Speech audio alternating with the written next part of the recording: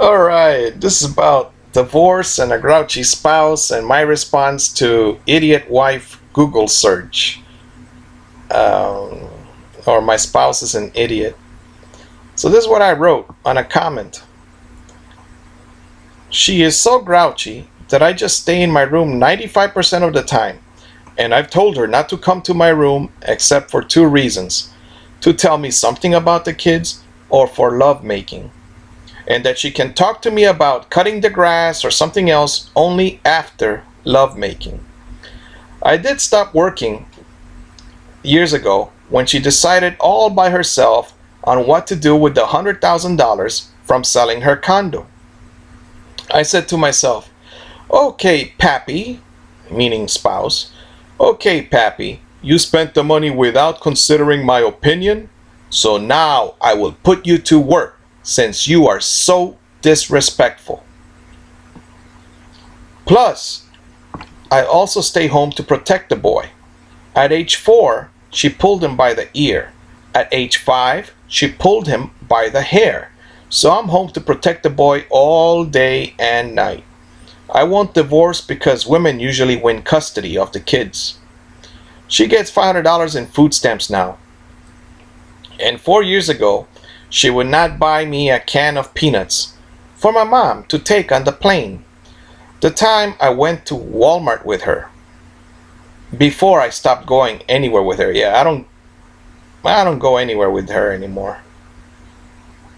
Now, I did go to the doctors with her this year, but that was because she says, if you don't get the disability, then I'm going to Baker Act you again and throw you in there. So I said, okay, I'll go to the doctors with you. But then I'm not taking any of the pills, and then the doctors, they want a blood test, and I don't want to give them a blood test because I don't like needles. So I stopped going to the doctors, and she can go to Walgreens as many times as she wants, but I'm not going to go back to the doctors. All right, so here it goes. Dear Cubs, with a K, you are a working man. Perhaps you can give your spouse a gift for being thoughtful and caring about the kids. Catch your spouse being good and thank her for it. Maybe then she will start paying attention to how hot the kids are. Maybe you could buy popsicles and a mini fridge to keep in the SUV. Tint the windows. Buy the kids some air-conditioned clothes from Japan. The jacket and pants exist. Also, maybe you can get some other woman to hang out with your spouse and kids. This man, Cubs, was talking about how his wife took the kids to his job to visit him at work one time at the office, and he was alarmed that the kids were all red-faced and that they were hot to the touch. And when he asked the spouse what's wrong with them, why are they so hot, she says, oh, they're probably coming down with a rash.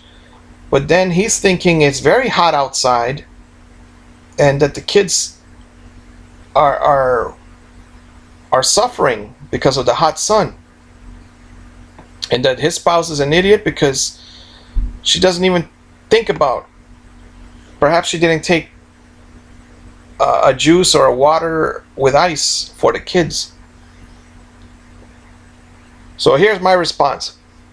Yes, I don't go with the spouse anywhere most of the time because we argue about the air conditioning in the car. We also argue about the radio station. We keep it off because we don't like each other's music. She complains about my driving. So now she complains that she is the one that has to drive because I don't drive her minivan, our only car. I've met one mom that lets her 2-year-old eat cockroaches. She doesn't clean the house, and the boy grabs the tiny ones from the floor, tiny cockroaches. I had already called the cops to report the mom hitting the older child on the head for getting every single math problem wrong. In front of me she did this. She did it when I was helping the boy with his homework. And DCF said that, corporal punishment is not illegal in Florida.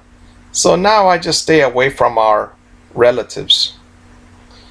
I met one dad with a winter coat. He was wearing it, and his son in a t-shirt. That family divorced. The husband appeared to be a narcissist. On that day, it was at night, and he brought his wife to talk to my wife, but he stayed in the car. So like I went to talk to him in the car, and back then that's when I used to be one of those new type of husbands that used to try to make friends with the husbands of my wife's friends' husbands. But now I don't do that because everybody got divorced, and we're the only ones that are still together. We got some older ones, but they're like 50. They're not that much older, are they? They're 50. Well, but it's their second marriage, and who knows. I saw one couple with shoes on, and their 3 kids without shoes. Now that happened at the Goodwill store. I wanted to call the cops, but I didn't have a phone, and they left. Plus, my spouse told me to mind my own business. Some parents are just horrible parents. All right? Now, why am I so willing to call the cops when I see kids without shoes? Well, when I was 6, the boy next door was 9, and he showed me his foot. He had a brown spot at the bottom in the middle, and I asked him what that was, and he said it's a nail that's stuck in there, and he was still walking around with it. And then a day later or 2 days later, I didn't see him anymore. He had died. All right, that was in Honduras. So that's why. And then of course I injured my 5 toes one time. I jumped off and I was barefoot, and I landed on a piece of metal that cut 5 toes. And so then I needed stitches, and so of course I believe in protecting children, and it's something basic like shoes. All right. So to this dad,